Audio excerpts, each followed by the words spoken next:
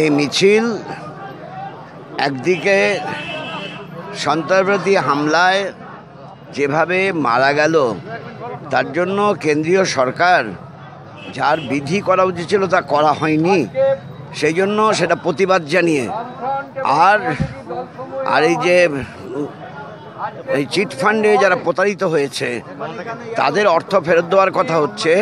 বলা হচ্ছে চোর ধরো, জেল পোড়ো, চিট ফান্ডে প্রতারিতদের অর্থ ফেরত করো, এই স্লোগানের মধ্য দিয়ে হলো।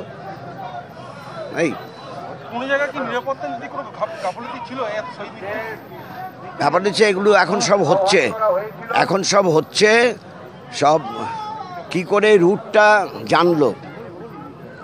জানলো কি করে, এক নম্বর এসব প্রশ্ন উঠছে এখন। আর অবিলম্বে যুদ্ধ করে এর সমাধান হয় না, এটা মনে রাখতে হবে। আগে যখন ইন্দিরা গান্ধীর সময় যুদ্ধ হয়েছিল শিয়ালকোট ফ্রন্টে, তখন কিন্তু না ভারতের হাতে অ্যাটম বোমা ছিল, না পাকিস্তানের হাতে অ্যাটম বোমা ছিল। ফলে যুদ্ধ খেলা না, বাস্তবসম্মত সমাধান করা উচিত। আমাদের দেশ রক্ষার কাজে জওয়ানরা যারা যুক্ত আছে, জওয়ানদের নিরাপত্তার ব্যবস্থা করা উচিত। আর কূটনৈতিক আলাপ আলোচনার মাধ্যমে সমস্যার নিষ্পত্তির দিকে যাওয়া উচিত। এটা তো কূটনৈতিকভাবে কথা বলতে হবে। ইতিমধ্যে কূটনৈতিকভাবে কথা বলা শুরু করেছে।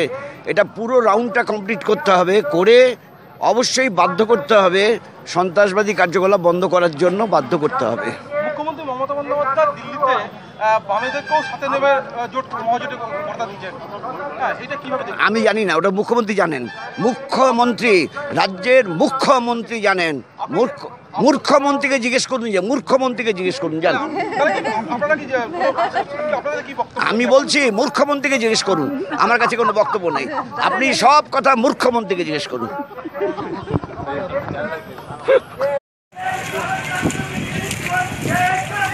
চলছে